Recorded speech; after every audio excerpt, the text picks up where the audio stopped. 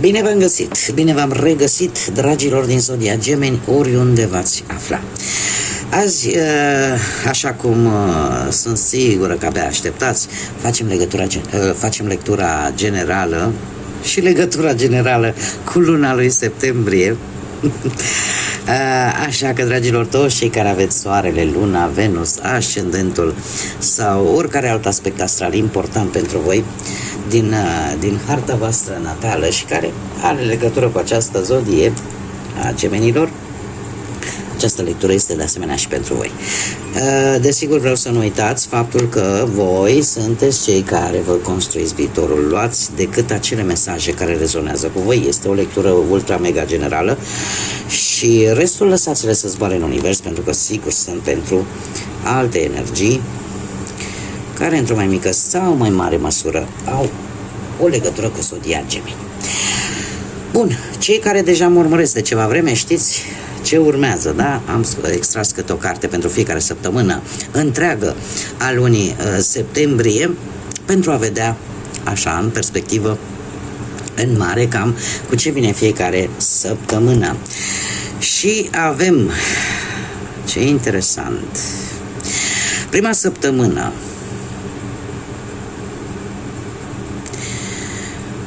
se pare că va trebui să ai un pic mai multă de grijă de tine în prima săptămână. Mare grijă la, în general, partea asta cu picioarele. Mare grijă cu acest lucru. În ceea ce privește picioarele sau afecțiunile membrelor inferioare, da? Tot ce ține de la brâu în jos. Ei, am fost un pic întreruptă, așa se întâmplă când e și mămică și bunică și toată lumea are nevoie de tine. Bun, am revenit. Deci, dragilor, prima săptămână din septembrie, mare atenție la picioare. Cum călcați, pe unde călcați, sau dacă aveți ceva probleme cu acest aspect. Veți fi îngrijiți. Poate că unii vor avea grijă de voi în această săptămână sau veți avea nevoie de anumite îngrijiri. Sau cineva care pur și simplu simte nevoia să aibă un pic mai multă grijă de voi. Să fie acolo, să vă ofere sprijin. A doua săptămână vine cu, avem aici arborele, care vine cu niște afaceri, situații familiare, care au legătură cu familia voastră. Deci cu familia voastră de sânge. Nu știu, poate să fie vorba de niște documente, niște moșteniri, niște alte aspecte care țin de familie, strict de familie. Cea de-a treia săptămână avem aici pe cineva foarte încăpățânat, care are și apucături un pic mai agresive, așa că mare atenție cu aceste persoane care de obicei voi știți că nu numai că sunt încăpățânate, dar devin și un pic agresive în anumite momente, în a treia săptămână din septembrie. Ce aș mai vrea să spun? Ia să vedem care e ultima. Și veți fi... Trebuie să vă zic că în a patra săptămână, ultima săptămână din septembrie, un sfat care vine de la un prieten vis-a-vis de această persoană, care poate sau nu să aibă legătură cu familia voastră și să vă creeze poate mici probleme. Eu sper să fie mici. Este o lună destul de plină de chestiuni care țin mai mult de familie și mai puțin de restul aspectelor. Poate implica foarte mult poate zona asta a banilor.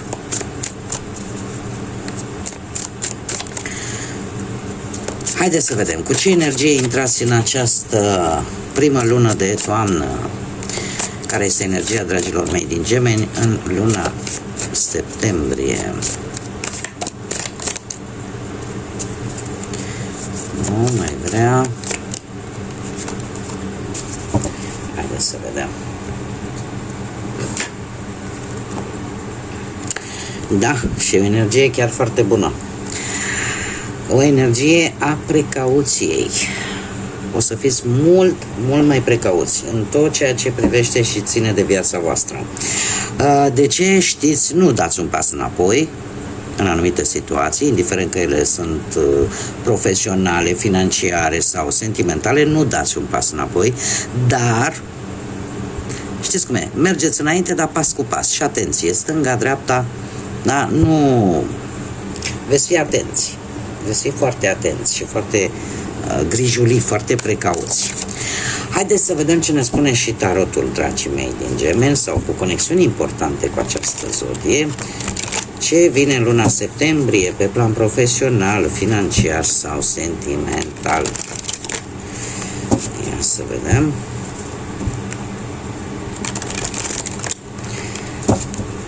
Ce vine pentru voi?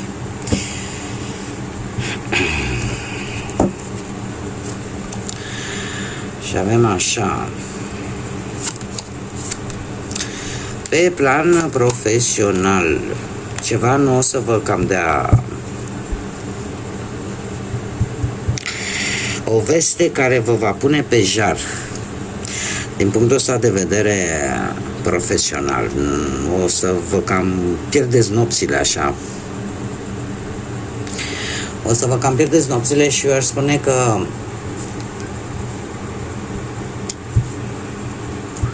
o promisiune, dragii mei, o promisiune care, din păcate, trebuie să vă spun acest lucru. Mie în cărțile îmi spun că nu se va finaliza. Ceva legat de muncă. Și cât o să vă zbateți și cât o să, nu știu, sau poate voi, am aici, nu știu, zodii de apă, poate rezonează cu unii dintre voi. Sau cei care aveți poate un ascendent într-o zodie de apă, Rac, Pești sau Scorpion, posibil să vă afecteze mai mult pe voi această situație.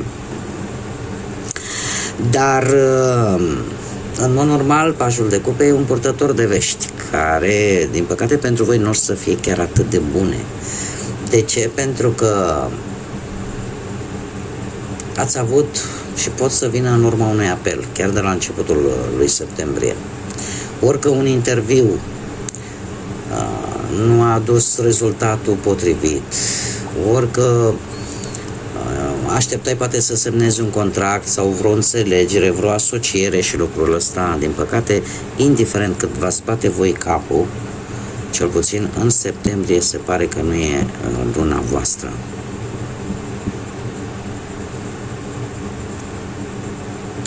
Se pare că nu e luna voastră, cu 5 ăsta de cupe aici. Eu nu pot să vă spun ce nu este.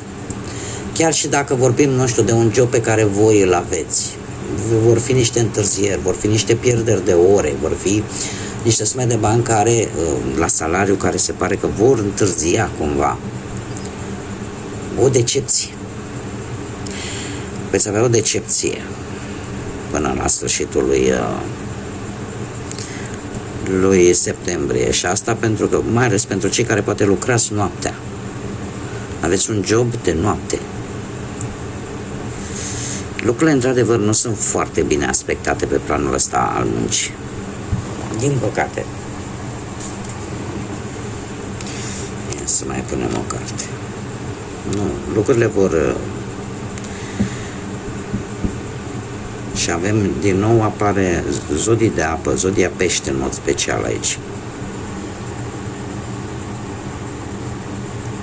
Se pare că luna septembrie pentru voi nu e luna cea mai potrivită de a lua decizii importante în ceea ce privește jobul sau cariera voastră profesională. Deci cam asta e concluzia. Oamenii, îmi pare rău, asta cum spun cărțile. Foarte interesant pe partea banilor. Nu cred. Deci, dragii mei, pe partea banilor, nu știu de ce. Stați așa că acum mi-am dat seama. Stați așa să stup aici că mie cam... Îi punem o petrecic. Lutantea asta aici așa. Că n-am chef să-mi scoată YouTube-ul lectura. Deci, dragii mei, se repetă de 2 ori cifra 8, care mie îmi vorbește de ambiție și de schimbări importante la nivel material, pe plan financiar, la bani. La bani.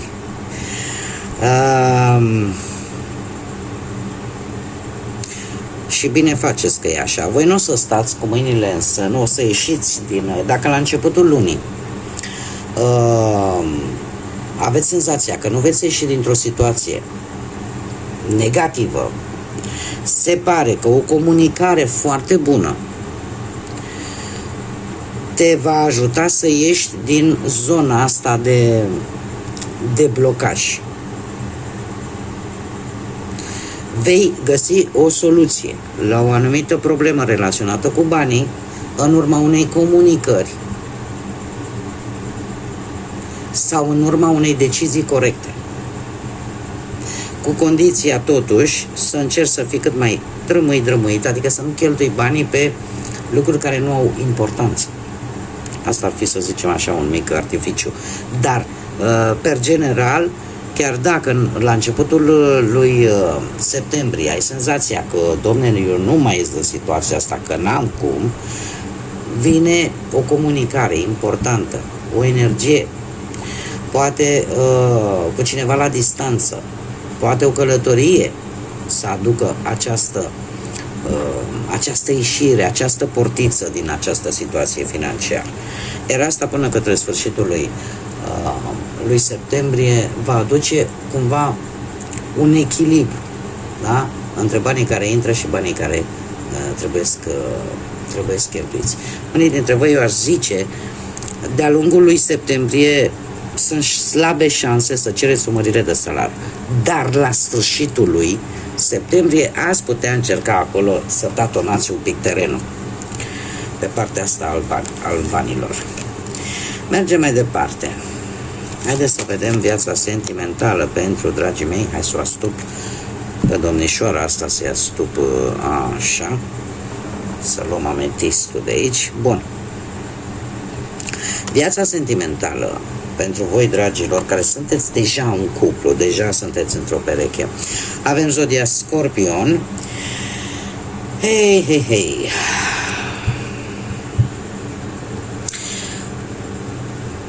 Nu știu care e situația aici, dar cineva tot a plâns după altcineva din trecut.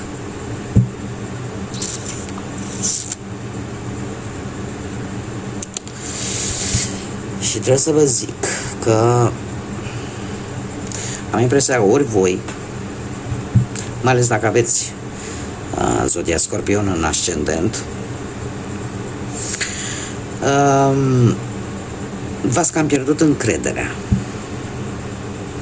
Există cu acest 7 de spade posibilitatea ca unii dintre voi să nu spună anumite lucruri care îi deranjează în relația voastră. Pentru că aici, cum să zic eu, oricineva nu reușește să se desprindă de o relație sau de o persoană din trecut, da? Și asta creează această neîncredere, ori pur și simplu voi, poate chiar voi, că e perechea voastră, că sunteți voi care nu reușiți să vă detașați de ceva din trecut. Nu se produce această transformare care ar fi trebuit să se producă deja, mai ales că sunteți deja într-o pereche, sunteți formați oarecum un cuplu și lucrul ăsta ar fi trebuit să se întâmple. Luna septembrie pentru voi va fi o lună în care, din păcate, încrederea va fi periclitată în relația voastră. De ce? Pentru că nu se spun lucruri. Nu se fac, ca să zic așa, anumite mărturisiri. Da? Și mare atenție la bârfe, mare atenție. Voi ați avut, cum să spun eu, ați lucrat sau veți lucra, mai bine zis, pentru că e deja către sfârșitul lui septembrie aici, veți lucra abia către sfârșitul lunii la un proiect în comun. Dar până atunci va exista această lipsă de încredere. Lipsă de încredere care ține foarte mult de o nefericire. Iar dacă nu se fac schimbări pe partea asta. Nu știu, cineva aici orică este teamă de a rămâne singur și de-aia stă în relație.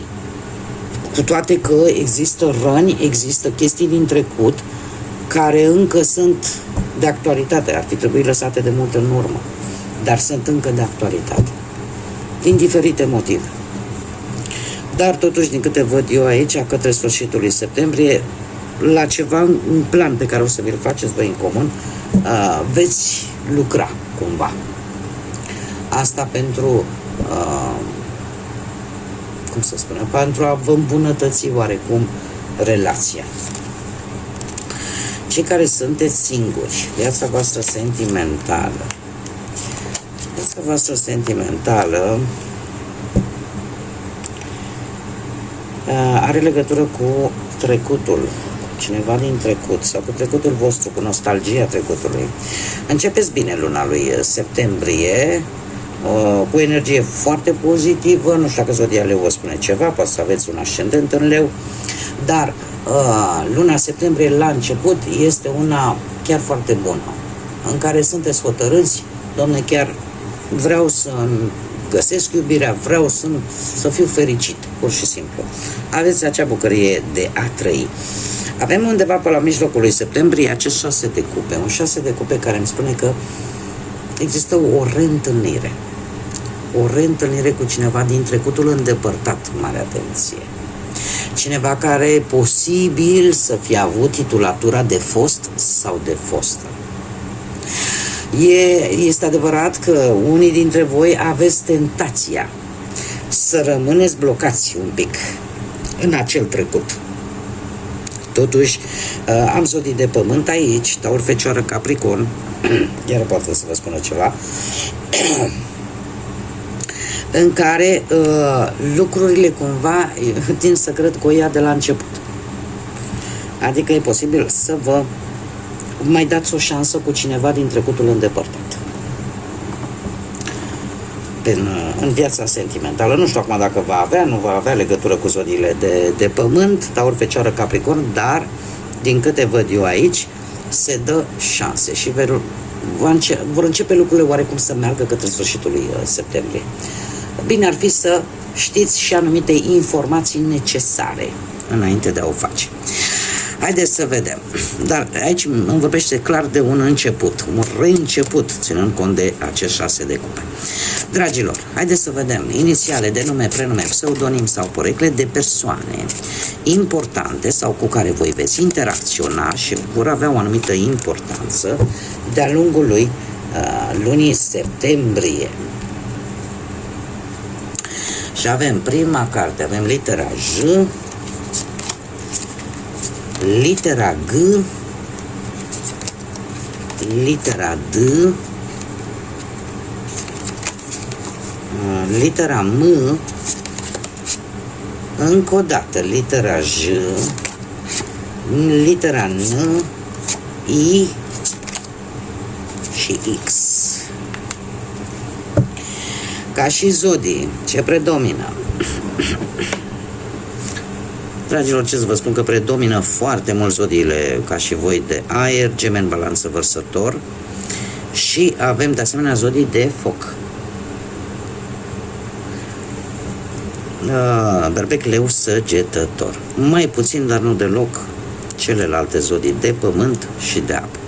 Adică ar cam fi cam puțin din toate, din tot zodiacul, dar predominante sunt cele de aer și cele de foc. Bun, haideți să vedem care este surpriza.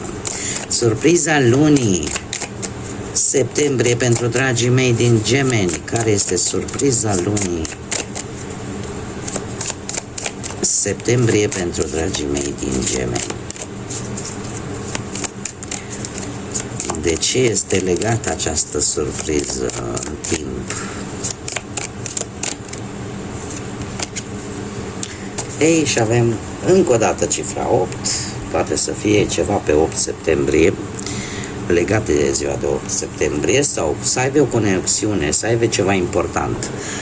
De zis, această cifră 8, v-am mai spus, este o cifră care în general îmi vorbește de reușită, de putere, de abundență, de autoritate, de ambiție, dar bineînțeles Să nu uităm că ne vorbește și de karmă și de destin.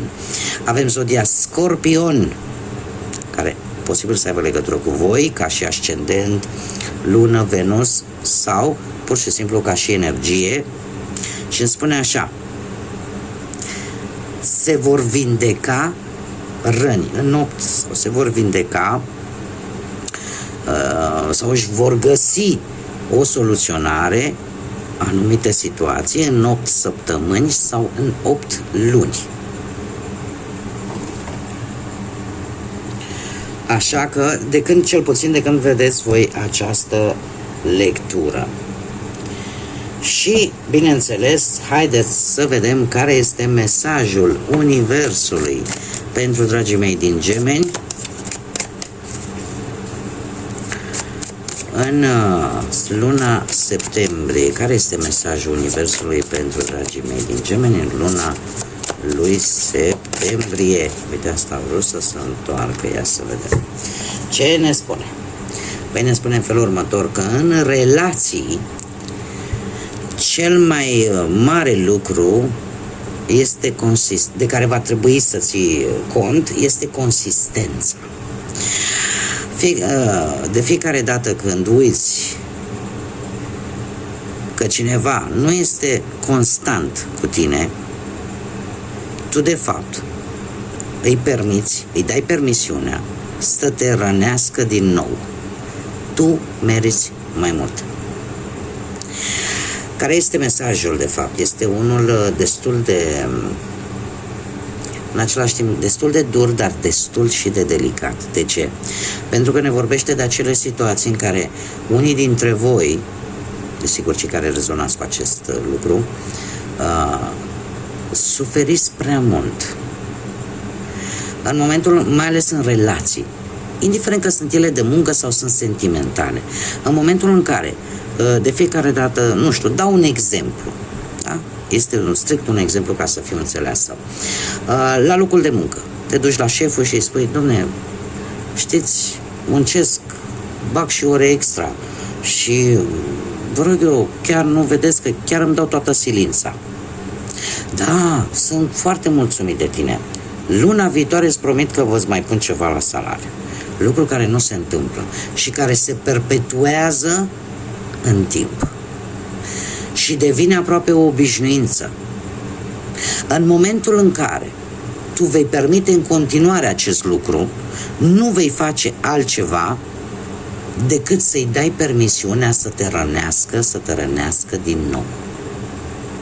Eu am dat un exemplu suav, dar aici e vorba de ceva mai mult, mai ales dacă vorbim de relații sentimentale. Momentul în care celălalt te rănește în mod repetat, în mod constant, și tu nu faci nimic, nu schimbi nimic, tu nu faci altceva decât să-ți acorzi permisiunea ca respectiva persoană să o facă, să te rănească în continuare. Și aici, ultima propoziție este una destul de clară: meriți mai mult de atât.